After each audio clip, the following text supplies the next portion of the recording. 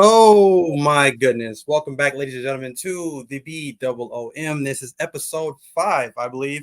And I am your host. My name is Cam G. And of course, right below me is the man on the ones and twos. He is the voice of Rivet City Radio, my man, Will Gray. What's going on, Will? Cam, I've And missed of your beard. course, and of course, my co-host to the right of me, my newly found co-host of the show, Metal Core Mike. What's going on, bro? What is up? So, ladies and gentlemen who have joined this stream, hopefully you guys had your fill of caffeine for tonight because that was a completely awful and boring episode of Dynamite. I could have been doing anything else, but you know what? We are going to be here to provide you guys with some entertainment, hopefully more entertaining than Dynamite was tonight. But we are coming off of the cusp of AEW making history this past Sunday and having 80,000 plus people in attendance for London and Wembley for their all-in program. So it was very, very historic for AEW, very historic for professional wrestling, and for a company to put on such a show that is not WWE. So of course, we open with AEW being in one of their favorite places to go, obviously in Chicago, and they open with them showing video packages of All In. Now, in the midst of this CM Punk drama, obviously it was kind of ironic that was the first person that showed up in the video packages, but we will save the CM Punk drama for later on in the program, probably for the cool down and vibe session, because I have some choice words about that whole situation because it's kind of pissing me off. Honestly, I'm tired of all the drama, but we'll get to that when we get to it. So they open and they're in Chicago, obviously. Now, I don't know about you gentlemen, but this was probably one of the most somber Chicago crowds I've ever seen. Usually Chicago is red hot and they just kind of seemed kind of bored. Or maybe they were just a little pissed off about the whole CM Punk because they wanted to see CM Punk. Obviously, that's their hometown hero. But of course, like I said, we saw the interesting recap of All In. The opening match, we see Jon Moxley versus Commander in the opening contest. I'm going to start off with Will. Will, what did you think of the opening match? I tweeted it right after the match ended, and I said, I'll be damned, guys. Jon Moxley wrestled for 10 whole minutes. 10 fucking minutes. The man wrestled. And I'm not talking about getting out there with barbed wire and chains and chairs and shit like that. This man got out there and he fucking wrestled. And you know what? I forgot that Jon Moxley could wrestle. I was so hyped to see it. It was a good worked. You know what they say? If you know enough about indie wrestling, the guys will tell you, hit your times, right? If you look at the way that match was ran, entrances, exits, match, Moxley hit his fucking time. He knew he had 10 minutes. They went like 9:36. I applaud Moxley for working a good quality wrestling match. This is a status bar. Might I add in? He didn't bleed. Absolutely not. He didn't bleed. So, Adam, thanks for stopping by, bud. They are tired of so much AEW in Chicago over the last 2 years. It's possible. That I had touched on that before, and I said that I feel like AEW is obviously they are oversaturating that market in Chicago to a point where they're just like, okay, we're tired of wrestling at this point now. So, but I get why they keep going to Chicago. Obviously, because Chicago is usually always a red hot crowd, but I think they're just kind of tired of the same old. So it makes sense. But Mike, I'm gonna hand it over to you. So for one, as you said, the Chicago crowd was kind of a little somber tonight. I agree with that. At times they were. I mean, there was a couple times during the show that they were lively, but for the most part, they were a somber crowd. It wasn't a typical Chicago show. I mean, you could have honestly, if I would have started watching Dynamite a minute or two later after they announced where they were at, I mean, obviously, I'm going to know where they're at following the program all the time. But if I was just starting and they didn't announce that it was in Chicago, or I didn't hear the announcement that it was in Chicago, it wasn't a normal Chicago crowd. it was almost like they were sitting on their hands for most of the show. But for some parts, they were up and lively. And I don't want to get too far ahead with this, with where they were lively in the show. I guess I could just pinpoint that out when we get to those points. But as far as the Moxley Commander match, yeah, like Will said, I mean, we got a solid 10 minutes from Mox. He didn't bleed, which was, unusual because normally we see him bleeding from somewhere.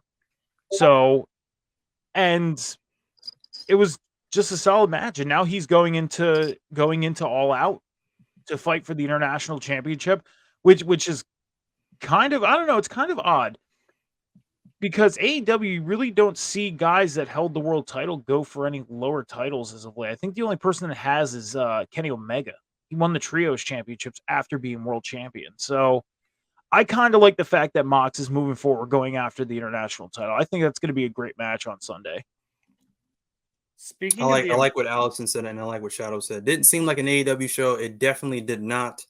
And Allison said it makes me nervous for the all-out crowd this weekend. If personnel backstage, including Tony Khan himself, didn't look at this crowd tonight and go, "We're in trouble," then I don't know. They need their ears checked because that's not normal. Hopefully this wakes them up and they take All Out on the road somewhere else next year and try it for another market somewhere else. Now I know that's kind of a risk just because Chicago is their main target for All Out every single year. But I think that's what they need to do instead of having it in the same spot every single year. I think the only pay-per-view that they really roam around with is Revolution. Revolution seems to be the pay-per-view where they roam around with, because Double or Nothing's in Vegas. Yeah. You get All Out in Chicago. Trying to think of the other. Full Gear. Full Gear is probably another one that kind of roams around too. Yep. It's always in that Midwest area, that Minnesota, Michigan. Historically speaking, though, you know me, I'm always going to find a way to tie in the territories with this. And something that we're seeing TK venture dangerously close to is, I'll call it Jim Crockett promotion syndrome. Okay. JCP was hyper successful in the Carolinas and Raleigh and Charlotte and Knoxville. You get into South Carolina with Charleston. You know what I mean? Like that whole area, even going into parts of Appalachia and Virginia. JCP ran that territory, okay? They ran it hot. They ran it well. That's AEW 2020, 2021 in Jacksonville, Florida, that Georgia area. They ran that territory hot. You know what I mean? Now what we're doing is we're seeing the same thing JCP did, and it's ironically funny that it's the city of Chicago we're talking about, because JCP broke the mold and went to Chicago, and that was how they stretched themselves far too thin. Okay? Yeah. So if we look at it historically, what TK needs to do is open the history book, and he needs to see what failed Jim Crockett, because Chicago could be the Eastern Front and TK could be Napoleon. He might need to leave the city for a little bit and branch out into other markets, so that way he doesn't extinguish his flame, because AEW is still red hot. And I think if they went to an Austin, or it went out west to a California, we know they can sell in Vegas. I'm just saying Chicago might not be the market for him. I love you, Matt. You're my best friend. But Chicago might not be the move for TK right now. When they scheduled back before, the downtime of the world, they scheduled to have Blood and Guts out in New Jersey. And to kind of respect the tickets that people had for that, they brought a pay-per-view, and they told people, if you have tickets for this, you can use this for this pay-per-view, but we're going to sell more tickets and we're going to open up more seats. And they sold out that venue for that pay-per-view, plus having those tickets. New Jersey is a great place for when they come here. And I'll say this, I have yet to be to an AEW show. I would love to get to one, whether they hit Philly or Jersey. I do plan on getting to one. But Jersey seems to be one of those crowds that are always lively when almost anybody comes around. and that could be a place that Tony Khan can also look at as bringing Dynamite to more, or maybe more pay-per-views. I agree. Matt, Wholeheartedly. don't be afraid. I will. You will be prepared to fight a big fat naked Jewish fan. But anyways, getting into some of the stuff that I liked about this match, which wasn't really a whole lot, but at one point, Commander counters a powerbomb into somewhat of a X Factor like move, face crusher, whatever you want to call it. That was kind of cool. He did a tightrope into a 450 that was countered when Mox got the knees up. But yeah, again, like I said, the crowd was a bit dead, as I said before. And I think it was more so they kind of just wanted CM Punk. I think if CM Punk's music would have hit, they would have erupted, obviously. So I think that's what it was. It was just on that cusp of that CM Punk drama, which, like I said, again, we will get into it later in the show. And then, of course, in no surprise, Mox wins via armbar of sorts, which was kind of different. So, but other than that, this was pretty much a big bowl of bland. One of the biggest bowl of bland matches I've ever seen AEW probably put on in an opening match of theirs for Dynamite. So that was kind of disappointing, but it was okay for what it was. If that's your forte, I guess. That's one thing. Next, John Moxley. I'm sorry for cutting you off. That's one thing I know John Moxley as of late. He's been using a lot of submission. He hasn't been doing too much of a pinfall wins. He's been doing more of a submission style of wins as of late. He's a brawler these days. Yeah. He's going to brawl and beat you up and make you tap out. Round and pound, like, yeah. I'm not going to pin you. I'm going to choke you out. And that's that. Yeah, I didn't even really look at it that way. But yeah, he has been doing that a lot lately. I think it's just kind of the Blackpool Combat Club style. He's kind of adapting more and more. So yeah, he's kind of trying to evolve his style a little bit, from what he normally does. But next, we saw Orange Cassidy video package hyping him being the marathon champion or the champion outside of the world title that's held by MJF currently right now, with him being the AEW international champion. Again, if anybody who doesn't know, like I said, I have to praise Orange Cassidy. He's not everybody's, favorite or whatever, but the guy has been putting on some amazing work. He's had match after match after match, putting on banger after banger. So I'm sure that man's hurting. I'm sure that man's beat up and banged up, but he's been putting on a lot of great matches. So whoever takes the strap off of Orange Cassidy obviously needs to have a rocket ship strapped to their back and taken to the moon. But he is hyping the match with potentially Jon Moxley, which of course we find out by the end of the show that he will be facing Jon Moxley at All Out. Then after that, we have the Bang Bang Gang, the Bullet Club Gold, and the Elite and FTR backstage. This was a recorded clip, I'm assuming, of backstage at All In. And we get a match, a challenge for all of them to be in a multi-man match at All Out. Will, what do you think of this development? This is Tony Khan. What did he say in the media scrum the other day? He said that during the media scrum, he sat there and he booked the back half of All Out, which means he didn't have it done until Sunday. I'm here for it. I have no problems with it. The few matches we do have make sense. The Darby match, everything going into it. Throwing a big multi-man tag match is very par for the course for TK.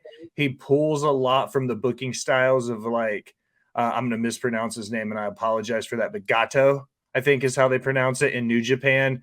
If you have a few quality, high-ranking matches to be the back half of your card, you want to put as many big names as you can in the front half in these multi-man tags and these train wreck matches and the gimmick matches and your comedy matches. And TK's, ironically enough, getting really good at figuring out how to work all of his stars into a card. I think I even said it too, and judging by how well All In was, even though a lot of those matches were kind of like thrown together, there were some story matches on the card, but some of those matches were kind of thrown together. I pretty much said that for All Out, All In pretty much just writes the card for him, essentially. I mean, he doesn't really have to do a whole lot of work. A lot of those matches that ended just kind of sets up, some singles match feuds here and there, some tag team match feuds here and there. So he doesn't really have to do a whole lot of work with the pin. So that's obviously with what we're seeing with All Out. But Mike, what did you think of this? Yeah, I mean, I agree that. I mean, first off, I like how they played this out with this storyline, like we talked about before. Could the non-handshake be like a continuance of this storyline, and could they do something in the middle to kind of take us away from the main focus of the Bucks and FTR fighting for the tag titles? And this is kind of that take off the focus and have them go together and tag up for a pay-per-view. And like you said, like, they're building a pay-per-view basically off a pay-per-view. I mean, you look at this card so far for All Out. Christian Cage and Darby Allin are facing each other. Orange Cassidy, John Moxley are facing each other after being in Stadium Stampede. Kenny Omega's taking on Takeshita. You know, um, so they built 3-4 matches off of this pay-per-view. I like the idea of these teams coming together and kind of in the backstage saying that they respect each other. The non-handshake was, just heat of the moment or whatever. But I have a feeling that at the end of the day, after this match, these two teams are going to break down and we're going to see them really go full force into their feud. Absolutely. We take a commercial break. We get back from break and we see more all-in footage from Sunday. We see the women's fatal four-way match. We saw how that broke down between the Outcasts. I would assume they are no longer a thing anymore. Ruby's going to do her own thing. Tony's going to do her own thing. And now Saraya is the new AEW Women's World Champion. Some people love it. Some people hate it. I don't really particularly care for it. I don't think she has any business holding a women's championship in AEW, but that's just me. But yeah, regardless, that match was tailored for her to win. She came with her entire family. She came with to the Queen theme. It was tailored for her to win, start to finish. So, but Renee catches up with Toni Storm. Now, I love this because ever since Toni Storm actually lost to Sheeta, we kind of have seen this character change from her. Like, she's no longer this confident, mean girl that she used to be in the Outcast. Now she's kind of like, I don't know, she's like this tortured artist or something, like this Marilyn Monroe kind of, like her hair was in pins and she's wearing these robes and stuff now. Like she looks like a freaking like housewife or something like that from like the 1920s or something. I'm loving it because, like I said, I'm a stickler for character progression. So I'm loving this. So she was screaming that things went tits up at Wembley. She can't trust Saraya. She can't trust Ruby. She walks out off the frame and she's yelling, I can't trust anybody. I can't trust anybody. I'm loving this. I don't know where it goes from here, but it's great. It's great stuff. I've always liked Toni Storm. I've always been a fan of her, even when she was in WWE and she went through the women's tournament thing they had in WWE years ago. I loved her then. I think she got a Raw deal, and I feel like WWE dropped the ball when they let her go. And then she came to AEW, and I liked her. And things weren't really meshing with her when she was a babyface, but then she became a heel. I thought she was killing it as a heel, and now she's killing it now with this character change. So I'm loving it. Right now, it just seems like she's losing her mind, and it's great. Will, what do you think of this? To be completely honest, this version of Toni Storm might be my favorite. And it seems funny because she's eating a lot of L's, but it reminds me of this, like, the storytelling of the British damsel or the Australian damsel in distress in the flowing robes with the big curls in her hair and the woe is me. Like, I love old film. This screams Gone with the Wind for me. Like she could be my Rosebud. Like Toni Storm can be my Rosebud. Like, I think that this version of Toni Storm, eating L's or not, is the best character work we've gotten from her entire career. WWE, WWE UK, AEW. This is the best version of Toni Storm we've ever gotten. 1,000%. Mike, what do you think? I'm on the totally different end of the table. I'm not a fan of Toni Storm. I never was. Fair. I will say this. AEW needs to get Renee Young some like goalie hockey gear or something to protect herself because Toni Storm threw a shoe at her. I mean, Renee Paquette is always in the crossfires of something backstage. So she needs some goalie gear. I'm just saying, protect that woman. But Yeah. I mean, this character change. Again, I'm not a huge fan of Toni Storm to begin with. So I just really want to look at it and see where it takes her. Because if you go back to Sheeta, okay, when Sheeta first came in, you just seen her character progressively changing until she won the AEW Women's World title. And then she kept building that character as champion. And then it almost seems like she kind of, once she lost the championship, went back to basics as a character. And now she seems to be building herself back up again, if that makes sense. Now, I honestly still don't know what to say about Toni Storm. Just not being a fan of her. I guess I like it, but at the same time, I don't know. It just gives me the whole, again, like you said, the whole like 60s, damsel in distress, Marilyn Monroe kind of vibe. So I don't know. I mean, I think the one thing they would need to do if this is a character change, she's going that direction, is change her entrance music as well. Don't have the rock music coming out, change your music if you're doing a whole change. But not being a fan of her, I really don't know too much of what to say about her. That's fair. Next, we have the Jericho segment. He was hyping up. He was hyping. So the thing I didn't like about tonight for Dynamite was the fact that they kept hyping up. All In is historic, and it was 80,000 plus, and on and on. Like it's one thing if we only see that once or twice.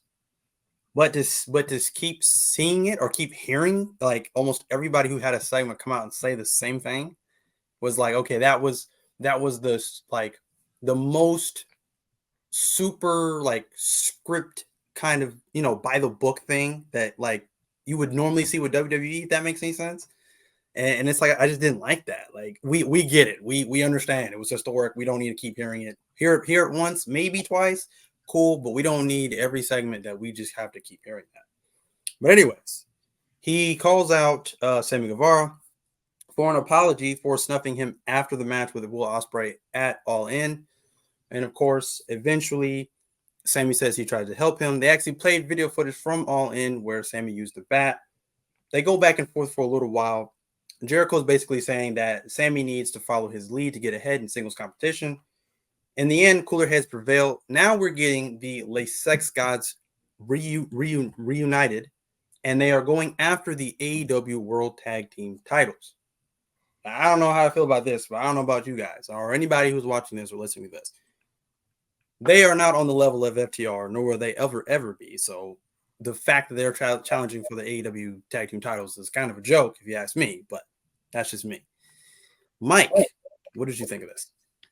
I mean, first off, you took the words right out of my mouth with the whole, like, they kept mentioning All In being this historic thing. I think what they're really trying to do, though, is All In, again, you're having two pay-per-views within a week of each other. For one, I think they're trying to push more pay-per-view buys for people to go watch the replay. And plus, they're building stories from that pay-per-view to go into All Out. So for people to really understand what's going to happen at All Out, you kind of got to go back and watch All In for those main points to how they got to that point. You know what I mean? I think that's what they're really trying to do. And to, again, push people just to buy the pay-per-view to rewatch it and see it. I mean, as far as Jericho and Guevara, I've been saying it for a while. I think this is a ticking time bomb waiting to go off between these two. I mean, this interaction, it went from, the apology of Jericho, Guevara accepted it, and then Jericho made more comments, and then you see Guevara get mad, and then Jericho kind of mirrors out and goes like, let's get things back to where we were, the Les Sex Gods. Let's go after the tag team titles. We've seen that before. But they were able to recover from losing their shot. This time around, I don't think there's going to be any type of recovery. I think this is going to be the point where Sammy turns on Chris. Chris is going to get mad during their chance at the titles. and Sammy's going to turn on Chris. We're going to see a feud between these two sooner than later. I agree with that. I definitely think that we're going to see Sammy Guevara end up walking. I think he's just playing Chris for a loop here, and I honestly think he's going to end up walking out on him during that match, and then we're going to get a Sammy Guevara again. All of this is it's really not about Chris Jericho in the long run. I think the appeal to this entire storyline is they want you to think that this is about Chris Jericho, and I don't think that it is. It's all about Sammy Guevara, and it's all about his redemption story and putting him back and putting him over as the hero of the day, the new babyface to lead the charge, I guess you could say. So I definitely don't think it's about Chris Jericho, even though they want you to believe that it is. But Will, what did you think of this? I think Chris Jericho's deathly boring.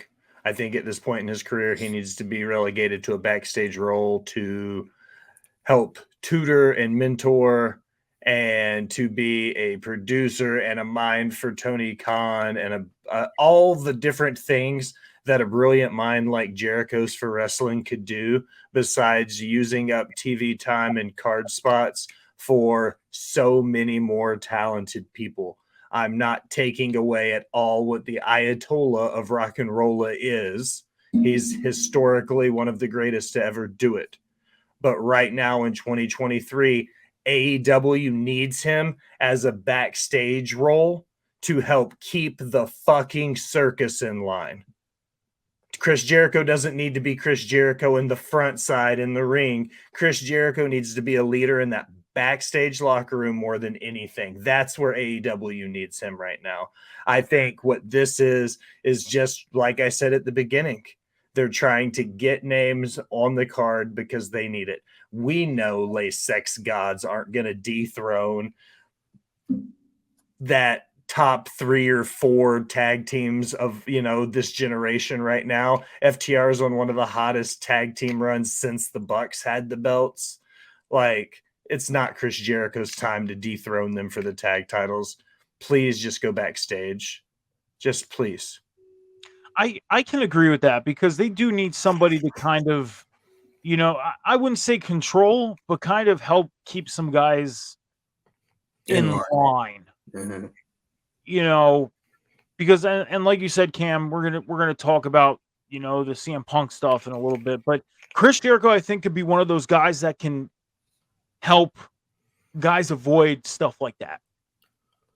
And kind of tell them like, hey, we're here to be a team. Like, it doesn't seem like you go back to 4 years ago, even 3 years ago, you listen to guys and girls from AEW go on shows, podcasts, whatever, and talk about how AEW is this team and we work together and we're all about making sure everybody takes care of each other.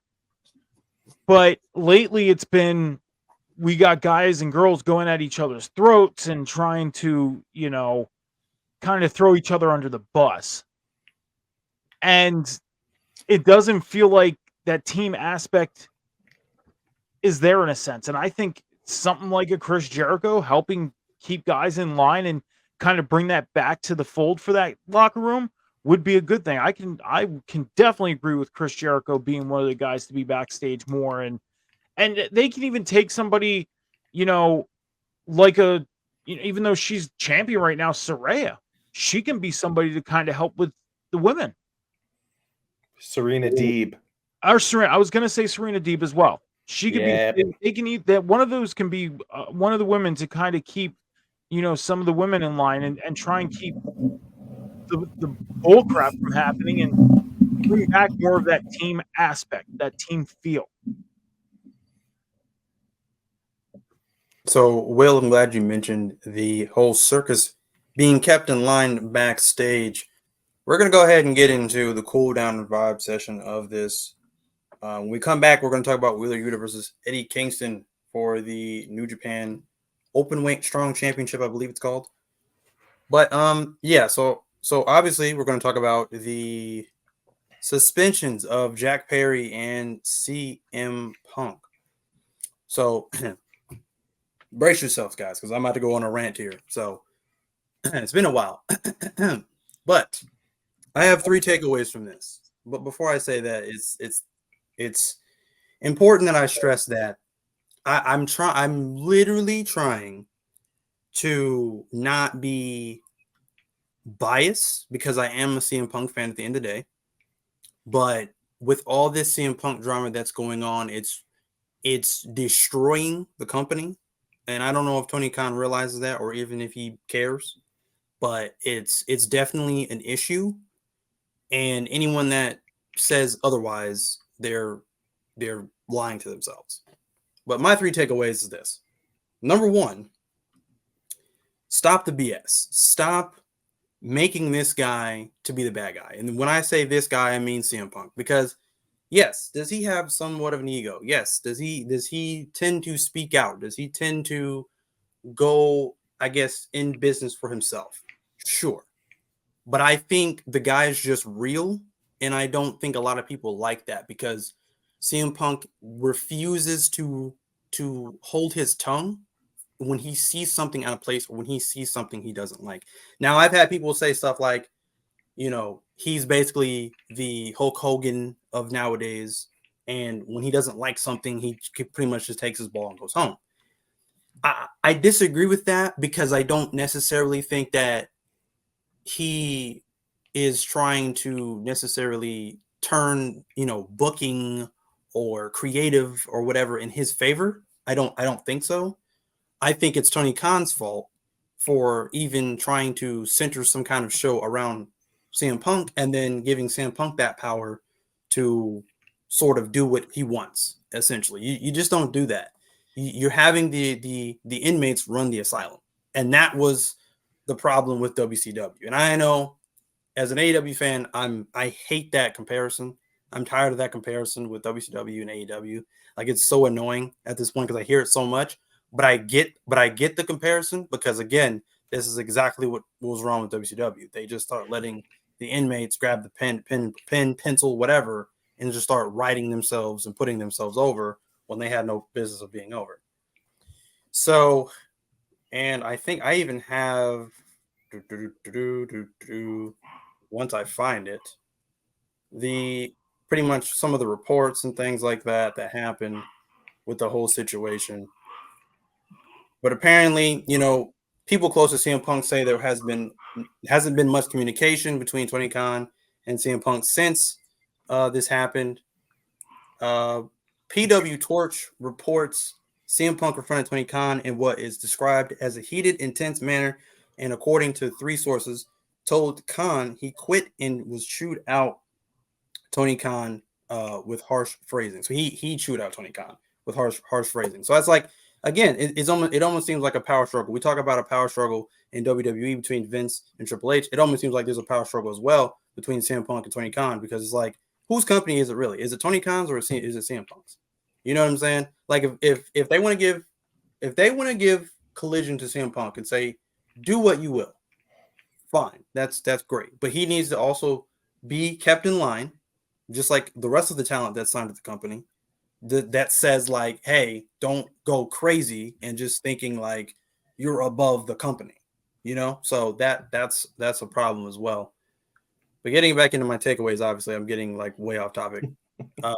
Number two, again, I pretty much already just touched on this. CM Punk is just too real.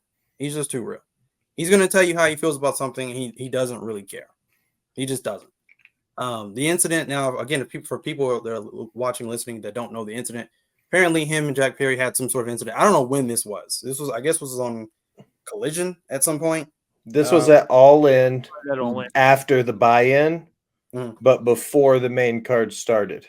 Well, I had heard that it was discussed at Collision, and then they didn't have a run-in until All In. What happened at Collision was Jack Perry had a spot planned, and CM Punk suggested at Collision that they use fake glass for the spot. At All In, during the Hook Jack Perry match, they did the fisherman spot, and Jack Perry looked at the camera and said, "It's real fucking glass. Deal with it, bitch." And that's when the match ended. He went back there And that's where the altercation happened between Punk and Perry. So that was kind of the timeline of it as it was presented to us. Yeah. So there's a situation there. Again, like I said, from hearing that, it sounds to me like Punk was essentially just looking after Jack Perry. I'm not sure why he just like flipped out and wanted to use real glass or whatever, but that's kind of ridiculous. So again, like I said, I think this locker room is out of control, and it seems like Tony Khan once again has lost control of his locker room, and the inmates have just completely lost their minds. So again, Tony Khan has to step up and really, really get a control of this. Um, the elite, obviously, I mean, the elite have no power anymore, essentially. So the elite really can't do anything. I'm not sure who else is backstage personnel or who's willing to step up, but if it's not going to be Tony Khan needs to appoint somebody to step up to kind of handle this situation because it's just getting ridiculous. But I just don't like the fact that, like I said, you go to any of these dirt sheets and these media outlets, whatever, and they're paying Punk to be the bad guy. But it's just like I don't see it that way, genuinely. Now, again, like I said, if he is the issue, that's one thing. But in this particular instant, I don't see that as the case. I see that as the locker room just obviously not liking Punk.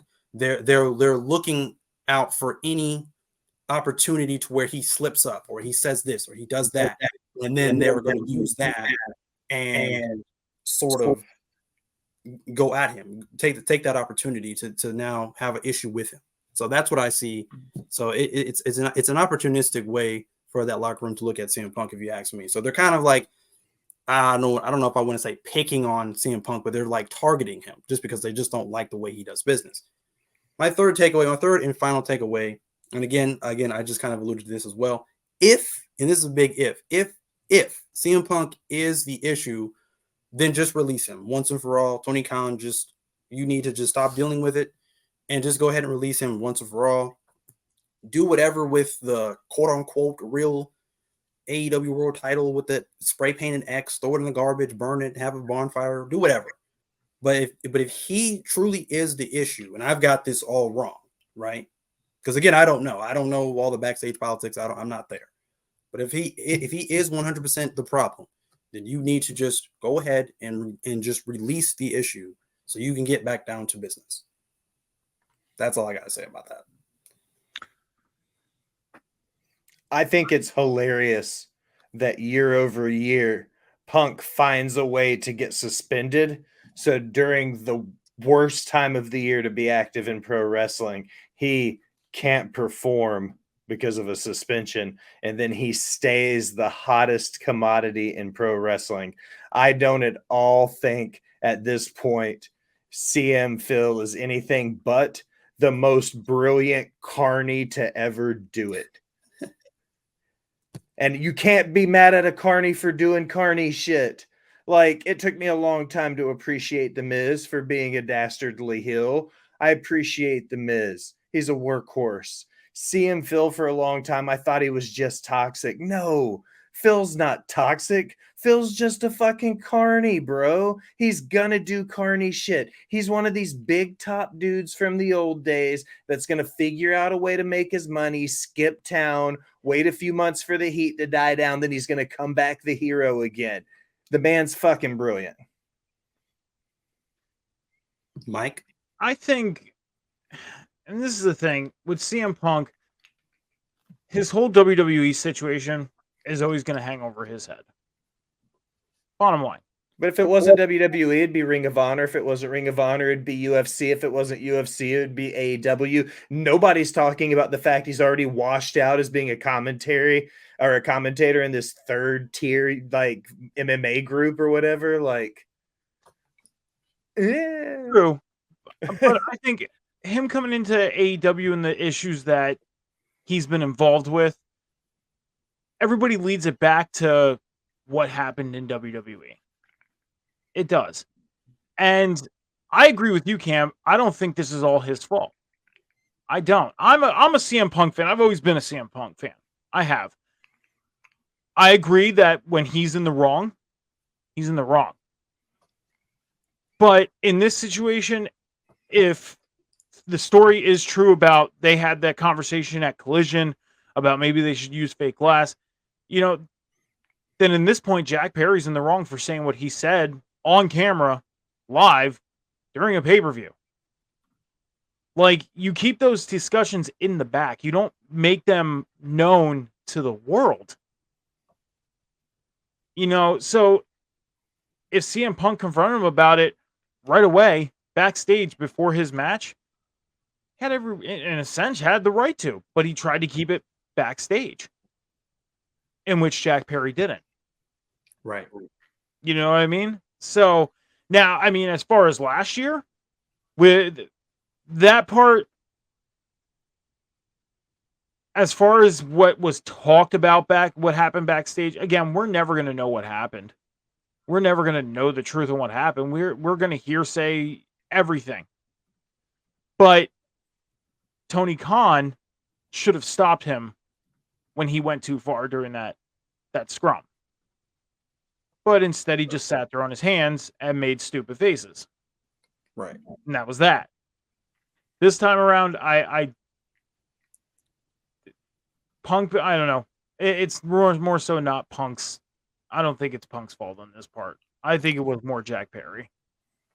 Like I said, what's funny too is, again, this is why I believe that it's more so the locker room just being petty, just being childish. Because I mean, are we forgetting that I'm pretty sure this was after Punk had been suspended or let go by the company after the media scrum? Didn't we have drama with Eddie Kingston and Sammy Guevara? Like, so it's not just CM Punk. And that was brought out, and this again, putting it out in the world instead of keeping it backstage. We've seen it on the All Access show, the stuff between Guevara and Kingston. We've seen the stuff between Taya and Ruby. We've seen the stuff with Britt Baker and Thunder Rosa. Like, that's the stuff that you don't need to see put out in the world. That's stuff that you take care of and handle backstage, not in front of the public eye. Because you're just making yourself not look good. And I know I could have said make yourself look bad, but it's more so of just making yourself not look good. Right. Because your product in the ring, some of it's good and some of it is kind of like, why? And that's anywhere. That's anywhere. But it's all entertaining at the end of the day. But the personal stuff, that you don't need to put that stuff out in the world. Handle it backstage. And Tony Khan needs to get more of a handle on his locker room. And again, I agree with you. If he can't do it, appoint somebody who can. And that goes back to what we talked about a few minutes ago. You got a guy like Chris Jericho. You got Serena Deebs. And you even have somebody like Saraya, who's been in locker room since she's, as she likes to state, in her mom's womb. So, appoint somebody. And I think Chris Jericho could do a good job doing it. He's been in how many locker rooms? WCW, ECW, WWE. It's true. New Japan. What's interesting to me though is, and not interesting in a good way at all, but what's interesting to me now is now you suspend this man, so to speak. You suspend him, and now you're going to, again, one of their favorite markets to go to, which is Chicago, and no CM Punk's going to be there. I think the reason why they suspended, I'm sorry for cutting you off. I think the reason why they suspended him too is because they got to kind of show all parties involved, like, hey, we're going to do an investigation. You're suspended, but we're also going to suspend this person to kind of keep it mutual, like pretty much even playing field. Because if they were allowed to allow CM Punk to come to TV, but Jack Perry couldn't, then automatically they're going to say, this is your fault because you're suspended and he's at TV. So I think that's why they did that, was to keep it kind of like a mutual, like, okay, we're going to send both you home for now. We're going to do an investigation. When we make a decision, we will contact both of you and we're going to move forward from there. I think that's why they suspended. But I mean, it's bad timing because of it being in Chicago. Right. It is bad timing. And it's coincidental that it's around the same time as last year. Chris told Tony about CM Punk and the Elite fight back then. Okay. So do you mean, just a question on that comment, do you mean Chris Jericho was the one that told Tony Khan about the Elite and CM Punk fight? Is that what you're saying? Because that's new to me. I didn't hear anything about Chris Jericho saying anything. Yeah, that's news to me too. I didn't hear that at all. I just thought it was something that openly happened in front of everybody backstage. Right. And again, with that story, that's a hearsay. We're going to hear different things from different people because we're never going to hear the actual thing. And sure. and the people involved, the Bucks, Omega, Punk, and whoever else was involved in that are the only ones that really know. And we're not going to hear from them. No. Not at all. But yeah, I don't know, man. It's weird. I think I saw something too where it said something about I don't know if this was an official word from Tony that said this, but I saw something that said something about you know, I guess he was willing to give fans in Chicago for All Out a refund for not seeing CM Punk or whatever. That's a really risky thing to say. But I understand it though, because like I said, hey, trust me, if I'm a Chicago native and I'm going all out, I'm definitely wanting to see CM Punk. And then if I hear he gets suspended and he's not going to be there, I really don't want to go anymore. You know, like it just kind of kills the whole mood. So I don't know. That's a strange situation. Yeah. But we are going to get back into the show now. What did we have next? Where was I? Oh, we are at I think Mox and Claudio backstage segment. Mox and Claudio. Yeah, they had like a little backstage thing on camera. It was like a small, like 30 I didn't second even. thing. Yeah. I didn't even write that. I think it was just them hyping up the match, right? Yeah, Essentially. just Mox basically said like everybody needs hashtags, everybody needs titles, and all. And then Yuta came out to face Eddie Kingston. Right. That's right. Yeah. Because I completely didn't write that down. But anyways, thank you. That's why you're here. That's why I need you. But anyways, our next match was Wheeler Yuta versus Eddie Kingston for the New Japan Pro Wrestling Openweight Strong Championship. Like I said, I really don't have the patience to watch Japanese wrestling. I mean, I have a life outside of wrestling, obviously, so I don't know much about this. This is kind of more Will's domain, independent wrestling and New Japan Pro Wrestling and things like that. But yeah, so I'm going to start with Will. What did you think of Wheeler Yuta versus Eddie Kingston? This is one of those situations where you have to ask yourself, why? Not that there's anything wrong with a New Japan title being on AEW television, but in between these two pay-per-views, with the amount of time they have to build these stories and cards, it seems like a really weird spot to pretty much have New Japan NXT's title on the line on AEW Dynamite.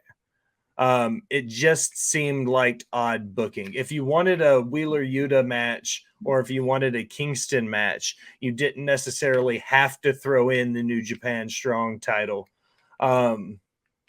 And just kind of echoing into the void with the New Japan Strong never open weight title. It's ultimately New Japan Strong, which is New Japan America. So kind of like, it's not where they send the young lions, but it's kind of where they develop the people out of the LA dojo and they develop a lot of the guys coming up through the American indies versus the Tokyo dojo and the Japanese system, the New Japan. So it's kind of a one-off thing.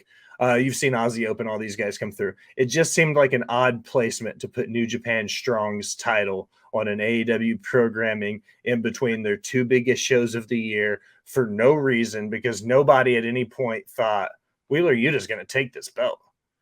Like, I just didn't see it happening. It seemed like a really odd choice. And it was just, when you said at the beginning, it was just a very okay-ish Dynamite. It seemed kind of, very not boring, might not be the right word. It seemed very just flatlined, just very flat. And this was one of those moments where I felt like this is one of those like who gives a shit matches. Like nobody in AEW at this point of the year gives a shit about the New Japan Strong open weight title. As I say, like for me, it's like I don't know. Again, I don't know much about New Japan Pro Wrestling. I know a handful of wrestlers, from there. I know even less about New Japan Strong. So for me, when I'm seeing championship matches, I always think about the value of said title, or why it's being showcased, why we're seeing said champion. It's important because those champions have a significance to that show. So seeing Eddie Kingston come out with this New Japan title, it's like, okay, I see the value in said wrestler because he's signed to AEW, but I don't see the value in said title because I know nothing about this championship. I don't know the history of the title. I don't know where it came from. Well, The I know where it title came itself from. is only like a year old, 18 months old. Right. So It's it's like, brand new. of course I know where it came from. Obviously, I know the company or whatever. But in terms of it just seems out of the blue. It just seems like this was a last minute thing to be put on the card for tonight. So for me, this was a get up and do anything other than sit through this match because I just really didn't care for it all. But Mike, what did you think of this match? I was gonna ask, New Japan Strong, that's the California based version for New Japan, correct? Yeah. Correct. Mhm. Yeah, based around the LA dojo. Yes, sir. Yeah, that's what I thought. I mean, the match itself, it wasn't a bad match. I mean, I'll say this: towards the end of it, you look at Yuta, he just looked beat to hell. I mean, I didn't expect him to come out. The only part that I would have expected him to come out and win this match was because of the promo that was cut backstage a moment before the match. It was almost like they were coming on camera and saying, everybody has a belt, everybody has hashtag, all this stuff that Moxley said. Then you see them come out for their match, and I'm thinking, we might actually see you to win this championship tonight. But then I was like, no, because this is the first championship that Eddie Kingston is holding on national television. So I don't see them having him lose that title on his first defense on national television.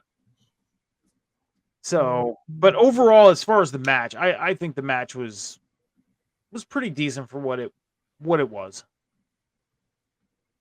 Fair enough. So in the end, Eddie Kingston retains his title.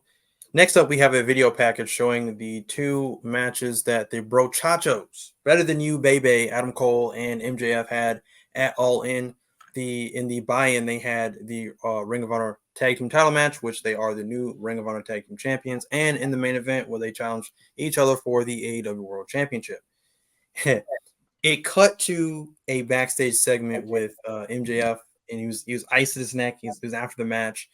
Cole tries to come in and congratulate MJF, and MJF cuts him off, and he's like, "Man, you nearly broke my neck like 6 times during the course of this match. I've wrestled more in 3 months than I have probably ever since being signed to AEW." And that mark, Tony Khan has made a battle royal for the number of contenders for the Ring of Honor Tag Team titles and a tournament for his World Championship at Grand Slam. He ends with saying he's going to take a break, which includes banging some rats, which I almost fell over laughing because that was hilarious. And he said they will get a kangaroo kick and a double Cliz Liz, which is double clothesline, slang for double clothesline. So that was hilarious that he said that. But yeah, it was a decent segment. Even when they're not like necessarily being like over the top, like funny for the sports entertainment or comedy aspect of it. It's great. Like I said, MJF, anything MJF does right now, I think is fantastic. But yeah, so obviously they're going to be they're waiting on for this tournament for the Ring of Honor Tag Team titles and another tournament for Grand Slam. So there's a lot going on right now. There's a lot going on for MJF and Adam Cole. So my question is to you guys is how much longer do we see this go on? I mean, do they go on a lengthy run with the Ring of Honor Tag Team titles? Does Cole turn on MJF by the end of the year by say Full Gear, maybe All Out? What do you guys see happening? I'm going to start off with Will. I said it the other day after All In. And I think that if Tony Khan does it right, this can build to be the biggest story AEW has ever done, because you have them holding the titles. You have the AEW World Heavyweight Champion being there.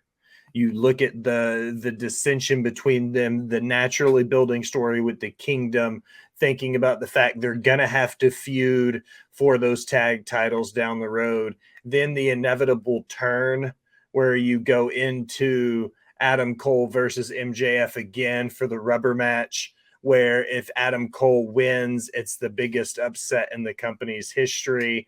And if MJF beats him and continues his run, it's him successfully toppling his biggest rival to date. So as long as Tony Khan doesn't screw the pooch, this is the biggest moment in the company's history moving forward. Love it. Screw the pooch. I love it. Mike. Yeah. I mean, yeah, this is again, like Will said, this is one of the biggest storylines to date for AEW. I mean, when they first started, they've built storylines. I mean, your biggest storyline coming out of their first year was Jericho and Mox. You know, you go into your second year, it was Moxley and Omega. The third year was kind of just like foot on the gas pedal, didn't build too much of storylines. They just kept moving forward. They're finally getting back to the whole, we're going to build a long-term story. And I think they're seeing the success of it coming out of the pandemic that WWE's having with theirs, with, you know, Judgment Day and Bloodline and stuff like that, to where they could see like, okay, yeah, we can build long-term stories again because, you know, you have all your guys and girls there now. It's not like where it was optional back then during that time, to where some, like 1 week you would see them there and then they're gone for a couple weeks. Now they're there. We're at full arenas. We're at full capacity. We've been for a while. I can see this storyline probably going to like Full Gear, like November. I mean, the tournament is, the finals are what, at Grand Slam, or MJF is defending the title at Grand Slam? I think he's defending the title at Grand Slam. I think Okay. so. I mean, if they play it right, they can have Roderick Strong and Adam Cole meet in the finals of this tournament. They can. They could. Adam Cole ends up winning the tournament, facing MJF at Grand Slam. You know, and they can even do the turn there. But the question is then do they stay as Ring of Honor Tag Team Champions and continue feuding as Ring of Honor Tag Team Champions? See, I think they can do a lot with this. They can. I think the turn comes when they lose the titles. One of them is walking out on one another, and one of them's eating a pin. 1, 2, 3, they lose the titles. That's what I think. But how interesting would it be is if they end up facing for the title again at Grand Slam, they turn on each other, but yet they're still tag team champions. Now they got to work together, even as foes. I don't know, because that's what I'm saying. Like I feel like they've kind of booked themselves in a corner with making them Ring of Honor tag team champions. Like how I would have done it was like I would have had them beat Aussie Open, but it would have been like, nah, I know that's not the popular decision, but maybe like a DQ, maybe like a count out. They don't actually win the titles, but they get that good feel, like we won technically, you know what I'm saying? But I wouldn't have stunted Aussie Open's growth or progression, taking the titles off of them so soon, and then now you're having Adam Cole and MJF be tag team champions, because now it's just like, how are you going to get them off of them, But I think that's kind of the appeal, though, because you're wondering, okay, who's going to beat them? What's going to happen? After tonight, I kind of think they gave us the obvious of who's turning on who. I think and I've been saying it, I think it's going to be Adam Cole turning on MJF. I think the 4 guys that we've seen in the ring tonight are a future stable. Like it. I think they are. And that's where it comes down to. You see Roddy and Adam Cole make it to the finals of the tournament. Adam Cole ends up winning. We see Adam Cole and MJF at Grand Slam. Roddy ends up helping Adam Cole. Adam Cole turns on MJF. He accepts the help, but yet it still lies as, okay, Adam Cole's with this group, but we're still Ring of Honor Tag Team Champions, so we're foes. We still got to defend these titles together. And then it comes down to, do they work together in their championship matches? Or does Adam Cole just give up, walk out, leave MJF to fend for himself? I would honestly like to see him do that, is see him leave MJF, fend for himself, and MJF just keeps winning. Just keeps winning and keeps the titles. One thing's for sure, this is definitely one of the most interesting storylines they have going right now in AEW, so they might as well keep it going. Because they can always build it up to where Adam Cole ends up going with this group. MJF keeps winning as Adam Cole's walking out on him. But then in 6-7 months, we get back to where MJF and Adam Cole are friends again because this group ends up turning on Adam Cole. Wow. I mean, like I said, there's so many twists and turns they can go with. So yeah, I definitely think they're going to keep it going for a little while. Like I said, this is the longest and most thought out storyline they have going right now.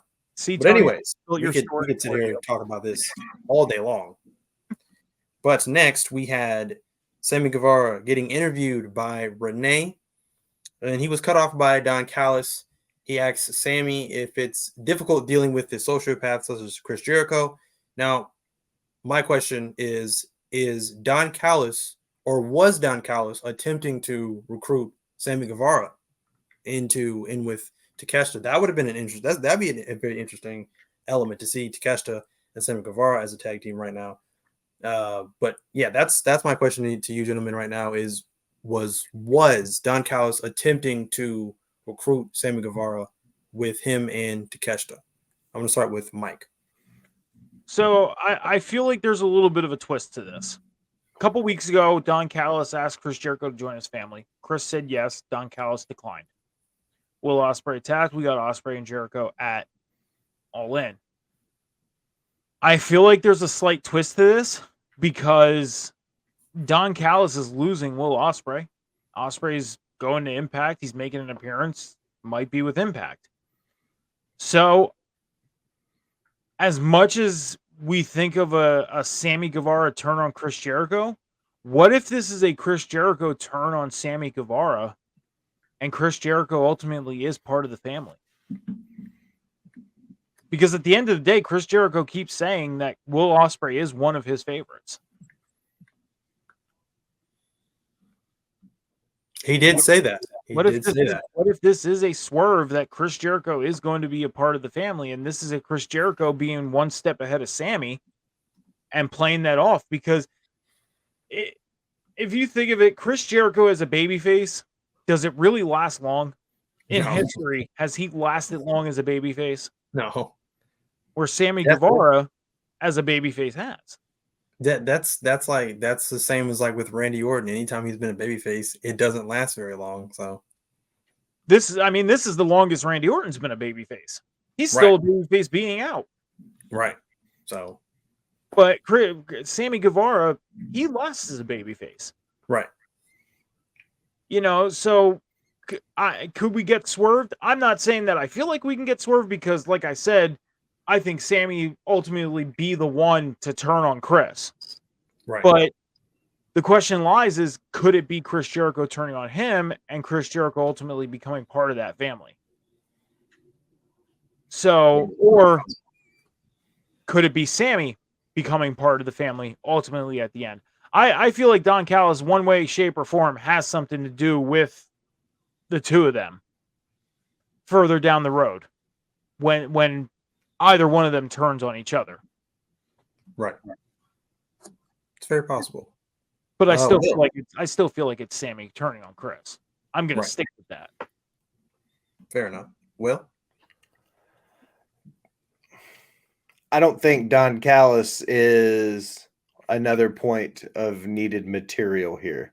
I think that Mike is right. I'll let go into the void, though. Don Callis will be that determining factor. He'll be the point of contention between them. He'll be the reason why whoever makes the turn turns. I just don't. I guess this is a personal thing. I don't really care much for Don, his character work. Like, he's here to be that, like, that sleazy Paul Heyman style guy, and he doesn't pull it off as well because I don't feel like he has the brain that Paul Heyman has. So I'm just not a big fan of Don Callis. And I, like Mike said, whoever makes the turn will make the turn for Don. Fair enough. Anybody peep that humongous gash on the side of his head from when he got cut open, what it was like a month ago or whatever? That's not healing very well. That happened a while ago. Where That's he a got little busted concerning. up in Mexico. It's a little bit concerning. I liked what, going back to the MJF thing. I did like what Allison said. She said, "I said it Sunday. What if Adam wins and they are forced to work together, mad at each other?" That is a possibility. Again, like I said, we literally can make an entire show just talking about the possibilities of where Better Than You, Baby could possibly go. Moving on, we saw the graphics for the Grand Slam tournament bracket, which is set to kick off, I believe, next week. And then Adam Cole takes center stage, and he was, of course, once again, hyping up the whole all in, historic, pay-per-view or whatever. And then, of course, you start hearing somebody go, Adam. And of course, it is his old buddy, Roderick Strong, still in a neck brace for some reason. I don't know why. He needs to get an Oscar for selling the hell out of this neck injury that he's had for the longest. So, but anyways, he comes out and he comes up with the Kingdom, and they're insulting him about his friendship with MJF. Roddy eventually then says he is entering the tournament and he's trying to do what Cole could not do, which is beat MJF for the World Championship. I like what the best part about this, I really didn't care about this whole segment. The best part about this that had me dying was when I think it was Shivani that said "wambulance." I died laughing when I heard that. I don't know why that was so funny. It just was. That was probably the best part about this entire segment was "wambulance." Mike, what did you think about this segment? I mean, like I said, I could see Roderick Strong and Adam Cole going to the end of this tournament, and ultimately, this story going in the direction of an Adam Cole turn on MJF, and them continuing being the Ring of Honor tag champs, and so on and so forth. I mean, I'll say this in Roddy's defense. How long has Bob Orton Sr.'s arm been broken? That's true. That's true. Facts. That's true. Kind of curious on that one. So, but yeah, I mean, this segment kind of showed us where this can possibly go. This could possibly be the group that Adam Cole is with, and MJF being the babyface in this situation. I've been saying it for the longest time that MJF could be a babyface and he could be a heel. He can turn at the snap of fingers. He can have the crowd booing one moment, cheering for him the next. We've seen it in many cities, like in Buffalo, came out in the Buffalo Bills jersey, and then 10 minutes later ripped it off and, said the Bills suck. And, so I ultimately see, again, Adam Cole, this being his group, and us leading back down the road a couple months later, MJF and Adam Cole teaming up again and going against this group. So, yeah, that's my thoughts on that. Just my one question is what do they call themselves? Could they still call themselves the Kingdom? Yeah, they just added a new member. Adam Cole was one of the founding members of the Kingdom. They wouldn't be adding a member. That I didn't know. I didn't know Yeah, you. they started the kingdom together in Ring of Honor like 13 years ago. That was the whole point of the whole thing Oh, in my the bad. beginning of it. Yeah. That is Like Because strange. that I wouldn't was be thinking, that wouldn't be a new group at all. Adam Cole and Mike Bennett started the kingdom together and Matt Taven came in later. no, Like this is an I was old thinking school about, call out. I was thinking about Roddy joining. That's what I was thinking about. Oh, Roddy joining? Yeah, yeah. It would still be the kingdom. It They've would still be had the kingdom. previous That's what I members was go saying. in and out. Yeah. Yeah, yeah, yeah. I appreciate that history lesson. Thank you. Personally, and this is off topic, but personally, I would love to see Cole and Roddy join Bullet Club Gold. Ooh. I think Well, that'd be amazing. well, Cole has the history with Bullet Club. He was in the Mhm. Ring of Honor Mhm. group. So, like, he's got that tie in. And TK loves jerking his gherkin with this old, like, 13-year-old stories that nobody remembers anything about.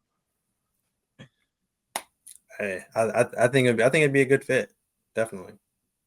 Will, I don't think I heard from you about this whole segment. I love a good callback story. As I sit here and ream TK for relying and leaning on old stories, I love the callbacks to these old the quintessential long-term storytelling. And TK has a knack at calling back to these old stories and feuds and using them to help build stories in short times. And I know that's funny because I'm saying that he didn't give himself enough time to book some of these matches. With some of his stories, though, he's making you look at it and go, holy shit, dude. I completely forgot that Adam Cole was in the Kingdom 10 years ago with Mike Bennett and them. So, yeah, I like it. This wasn't a bad segment. I think if Adam Cole's going to do Who's Ready for Story Time with Adam Cole, baby? Motherfucker, tell us the goddamn story. I do want to note that, and I said that I would mention when the crowd was lively during certain segments. They were lively during the Jericho and Sammy segment. They were lively during this segment. I think those were really the only two segments I seen them lively, and then which when is we get still there, which is still odd to me because they were just lively at odd moments of the night.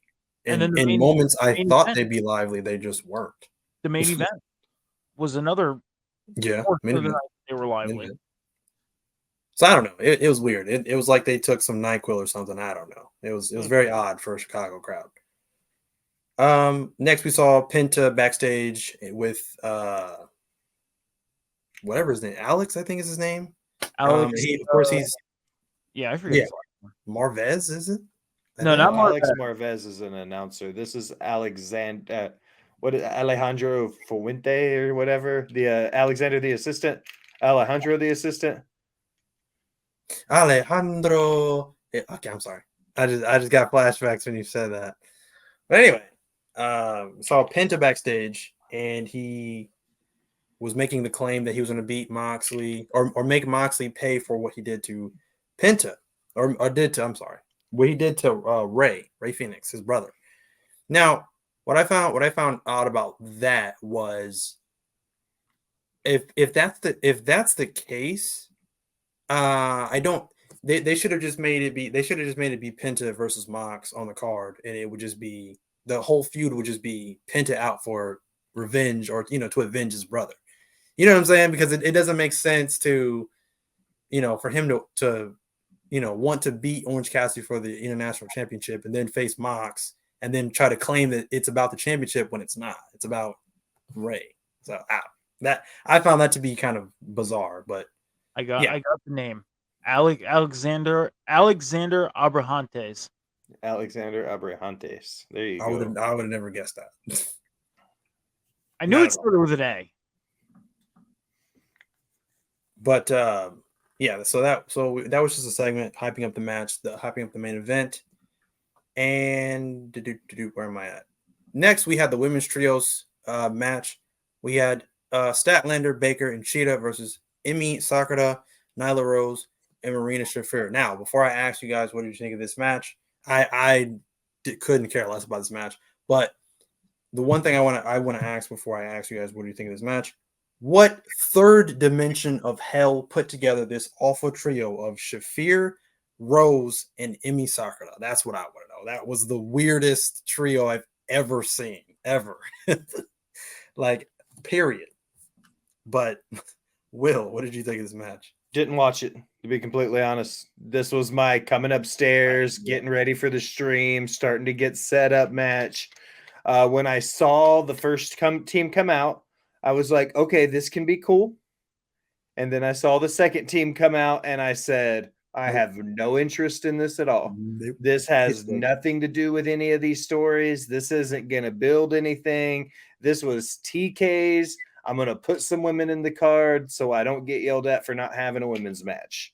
This is what we're talking about for mishandling a women's booking, and that's all I'm going to say about it. Facts. Yeah, I mean they got more than 5 minutes. Shockingly. You know, I mean, I just like the women's match at All In.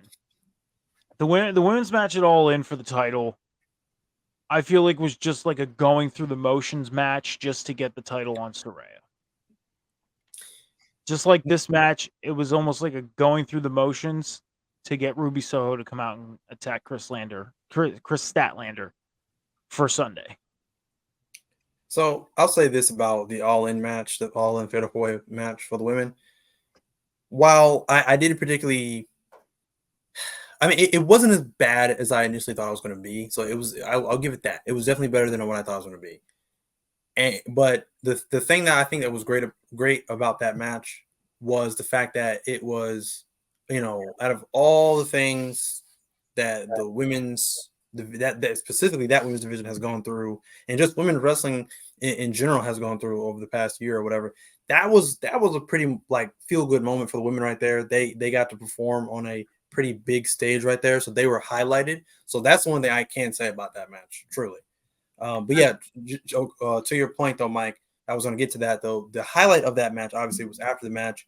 There was some miscommunication issues with Baker and Sheeta, because I believe Sheeta had super kicked Sheeta, and after the match they had kind of got into it or whatever. But Ruby Soho comes out and blindsides Statlander with her finishing move. So, and then she took the title and she was holding it up. Now I ain't gonna lie to you, her finish is called No Future, I believe.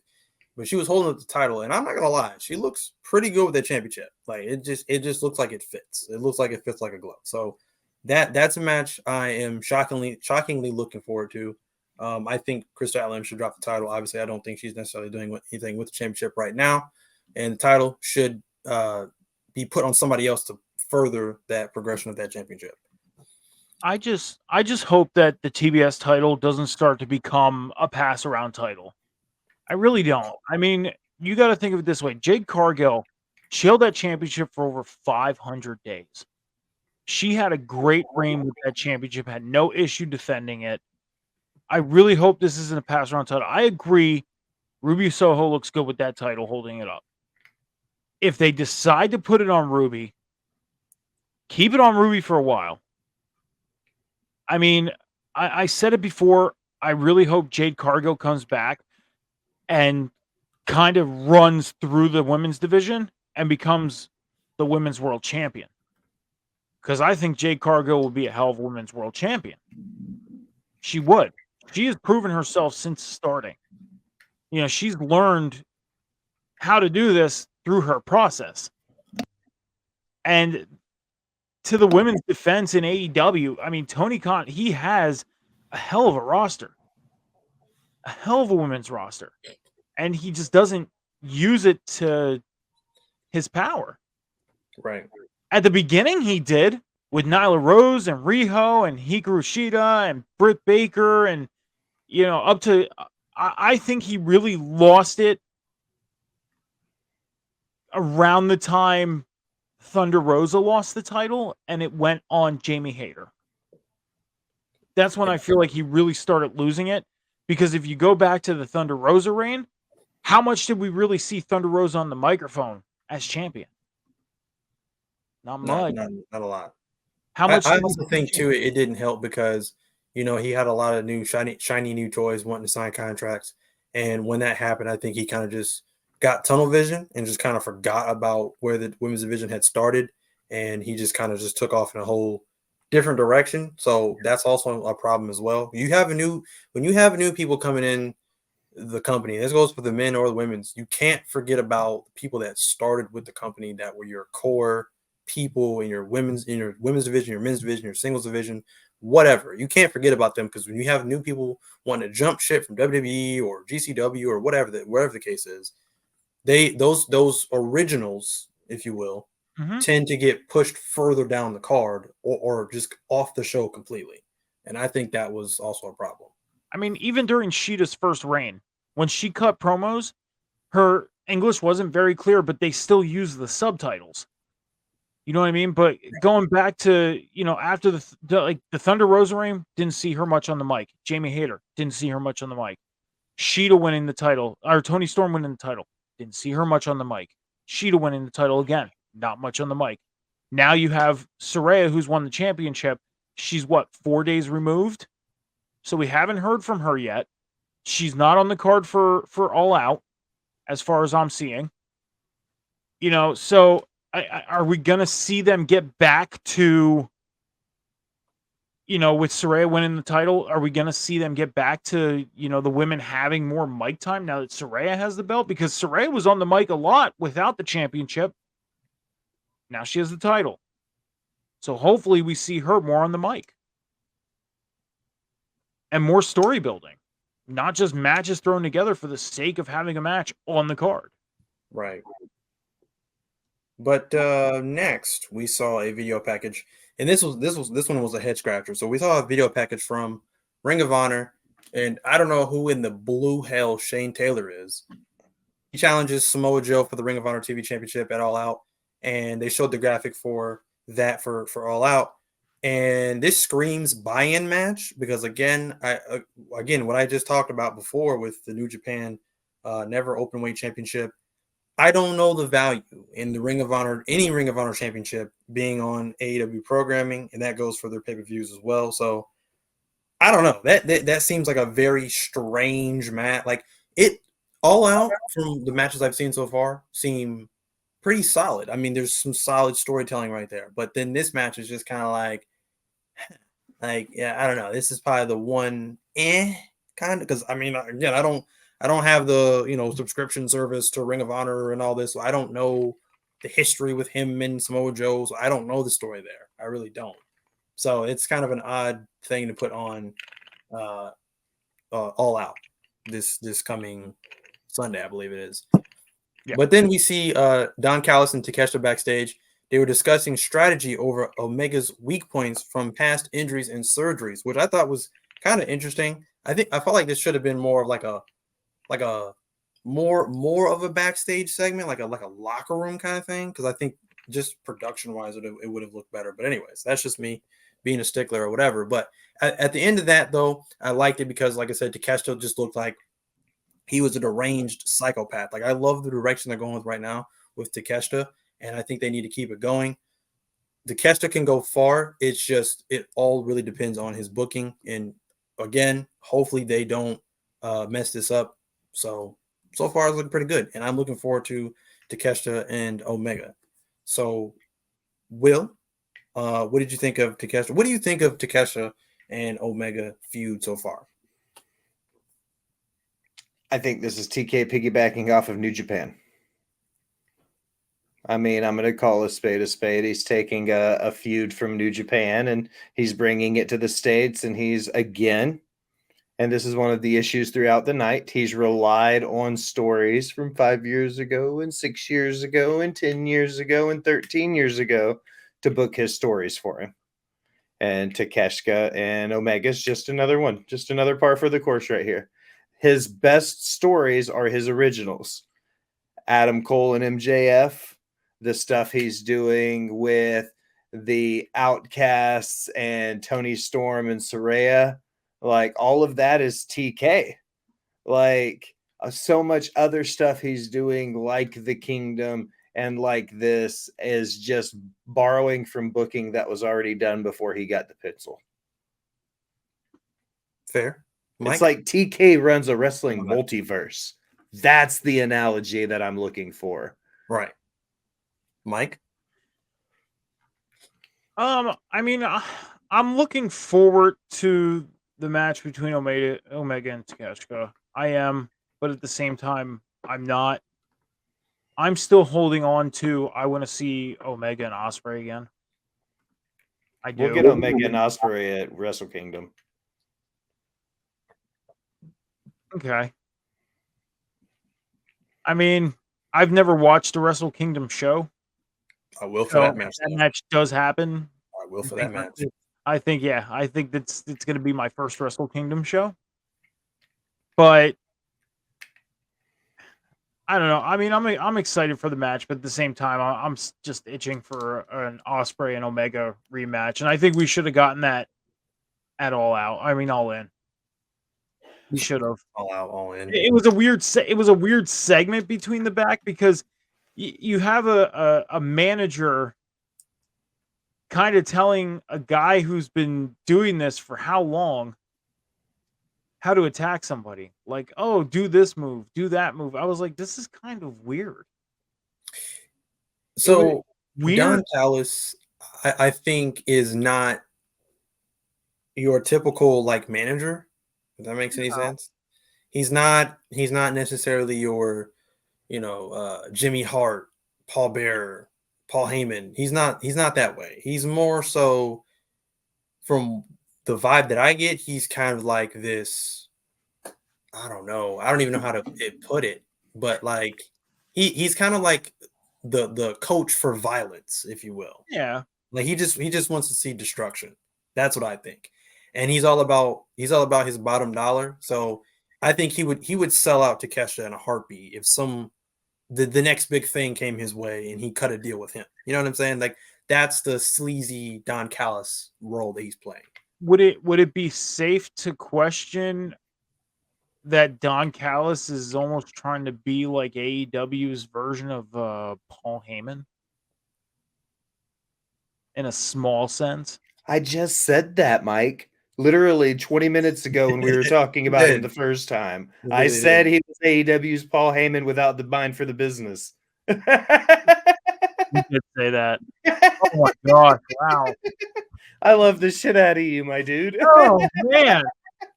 Two great minds think alike. Oh. I agree. I do agree. He is the Paul Heyman of AEW. We are talking about so much right now. That's facts though. I'm sorry. But I agree. No, I completely agree. He is the Paul Heyman of AEW. Or trying to be, yes. 100%. I apologize for that. That's no. No. Next, we saw a segment with the new Trios champions, the Acclaimed. This is a segment that ended up seeing them get new customized Trios champions with this new Pepto-Bismol hot pink leather strap. And that's not all. The straps can now scissor. So, wow, they are definitely going all in, no pun intended, with this new era of the Acclaimed. Mike, what do you think? as much as I like the Acclaimed, as much as I like, Daddy Ass is back. I don't think he ever left. I don't think we got badass Billy Gunn at All In. No. As much as I like the Acclaimed, and I've liked the Acclaim since I've seen them on my TV. I have. I had the feeling that they were going to be a team that was going to skyrocket and get to where they're at today. It just took time. I don't like these belts. I don't. I think the thing that I don't like about them is the fact that, I understand the customization. The customization doesn't bother me as much, like the pink. But the whole scissoring, why? They're supposed to be championship belts. You're supposed to be representing that you're a team. You're holding championships. Why do they have to do something special? Like, I understand back in the day, we got the whole John Cena spinner thing. That made sense. That did. The scissor thing, I get it. Your gimmick is, scissor me. But why are you going to make your championships do it? Why? The colors don't bother me because it goes well with the gold. It does. It fits. But no, the scissor thing, oh, no. No, thank you. they, at the beginning of the episode during the Moxley segment, were making fun of AEW because everybody gets a title and blah, blah, blah, and this, that, and the other. And it seems like, and the whole point was Mox was like, we just want to focus on kicking ass and taking names. And then later in the episode, we get the trios titles with a brand new set of belts because everybody gets a custom belt, or everybody gets a belt, or everybody gets, you know. If I had to pick my favorite title championship belt right now in AEW, MJF made the world championship look good. He did. I honestly wouldn't mind. You're killing the business. You're killing the business. I'm just being TK. I'm just playing with my toys because that's what he does. I honestly wouldn't mind seeing the championship stay like that after MJF drops it. But all the other titles, customizing them all every time you get a new champion, why? Why? And this is the most outlandish. Like, as much as, like I said, as much as I like the Acclaimed, this was just no. Not it. No. Pink's fine, but scissors, no.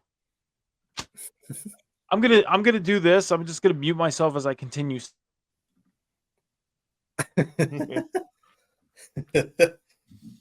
Nah, I completely understand it. Like, I don't know, man. I think it's obviously just going to just skyrocket their popularity even more, if that's even possible. I don't even know if that's possible, to be completely honest with you.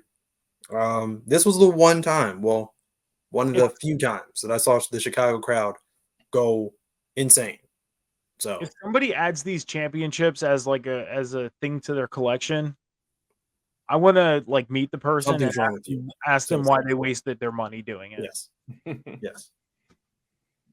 But now it is time for the main event. The main event was Orange Cassidy and Penta for the AEW International Championship. Really didn't care about this match too much. Long story short, Cassidy ends up winning. Now, the most interesting part about this was he grabbed a chair in the center of the ring and had probably one of the most intense promos that I've ever seen Orange Cassidy cut, because typically Orange Cassidy doesn't talk. That's just part of his gimmick. The evolution of Orange Cassidy, in my opinion, in AEW has been fantastic. TK has done a great job at progressing that man's character. He started off, he didn't wrestle at all. He started off as a kind of a comedy character. Then he was wrestling, and he was kind of like a jobber, essentially. He didn't really win a whole lot of matches. Then we learned that this dude can wrestle his ass off. He's had matches with some of the best, like Will Ospreay and Chris Jericho. And now the man is probably, again, one of my favorite champions, if not the best champion, hardest working champions in AEW's rankings right now. Mike, what did you think of this? Well, first off, I'm going to add to your list to great performers he's worked with. Pac had some great matches with Pac in the early days. 322 plus days as international champion. I mean, he was champion during the switchover of that belt. When it was the what was the old name of that championship? All Atlantic. The All Atlantic Championship. He won that from Pac. Yet again, Pac won that from Pac. Turned it over to the international title. 322 days. I have a lot of confidence that Orange Cassidy is going to walk out of All Out still All Atlantic champion. I do. Or yeah, international champion. Now I'm talking about the old title. But I feel like he's going to walk out as international champion. I feel like he's going to pull it out. This was a great match. This was probably match of the night. Watching every match, I would focus, but then unfocus, but then focus back. This match had me glued. It was the match of the night, and having this match with Penta really has me believing, even though he snuck the win, has me believing he's going to go into All Out beating Jon Moxley. That's where I'm saying that's my first prediction, that Orange Cassidy walks out as champion. Because this reign has been great. I mean, he's given that title purpose, maybe more purpose than some of the championships in AEW. the TNT championship. I feel like it has more purpose than TNT. TNT's title is supposed to be their secondary right now. But that title gets passed around more than a hot potato, than a football, than anything. Facts. So I would like to see him walk out of All Out, still champion, because he's given this title purpose. Walk out, all out. Walk out of All Out. Because do you feel like can I ask you a question? Go right ahead. Okay. If Jon Moxley were to win this championship, do you feel like you would see this championship more on Jon Moxley, or do you feel like you're going to see it more with Orange Cassidy? 100% Orange Cassidy. Yes, but I mean, obviously the BCC is obviously somebody, a group that they heavily promote on a lot of shows and a lot of pay-per-views. So I think you would see it. You'd still see it. I think as much as you would if it was on Jon Moxley. My issue with it would be Jon Moxley is not necessarily going to raise the prestige if he were to win it. Or with Orange Cassidy, I think the prestige is the highest it's going to be. Let me restructure that. Do you see Jon Moxley defending it more than Orange? No, 0% chance. No, hell no. and that's why I feel like it staying on Orange Cassidy would benefit them more. Yeah, for sure. Will? I agree with everything he said. Absolutely.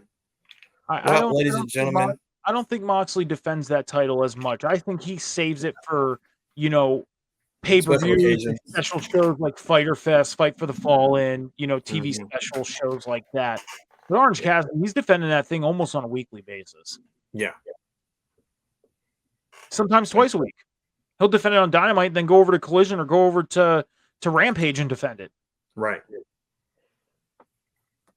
But, ladies and gentlemen, that is our main event, and that is our AEW Dynamite show for 8/30/2023. I would like to thank everybody for coming out, stopping by, and supporting the broadcast tonight. Mike, where can we find you? Well, first off, I'd like to ask Will. Will, am I allowed to promote Sunday now? Sunday mornings? Yeah, absolutely. Okay. So you can catch me at Metalcore Mike on Instagram and TikTok. You can catch me at Metalcore Mike 86 on X, formerly known as Twitter, and Snapchat. You can catch me at Metalcore Mike Gaming on Twitch. You can also catch me here every Sunday night at 10 p.m. Eastern Standard Time on the Table Spot. You can catch me here on Saturday nights here on Prince's Movie Madness, and new show coming on Sunday morning at 11:30 a.m. Eastern Standard Time. You can catch me on the new show, Rivet City Red Zone. Yes, sir. Will, where can we find you? Thank you, Cam, as always, for allowing me to invade your space.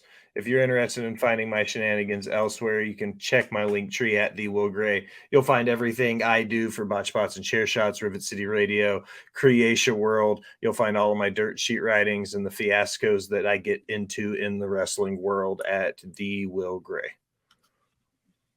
You can find me on TikTok at Cam's Wrestling Corner and at Call Me Cam G. You can find me here on every Wednesday night. Now, I don't know about next week. Next week, AEW Dynamite is coming to my backyard, and I believe I'm going to be there. I'm not quite sure yet. I have to check with my friends and see what they're going to do. So I might be there live next week. So there might not be a show next week. I might be there live. But however, you can catch me every Wednesday night on The Boom, and of course, every Friday night on Off the Top Media with Friday Night Review. And if that does not sizzle your bacon, you can find me on Instagram at 317 Bacon, Eggs, and Cam. Peace, love, and prosperity to everybody who showed up tonight. Thank you guys so much. Thank you again, Mike. Thank you again, Will, for keeping the show running smooth as butter. We out. Boom.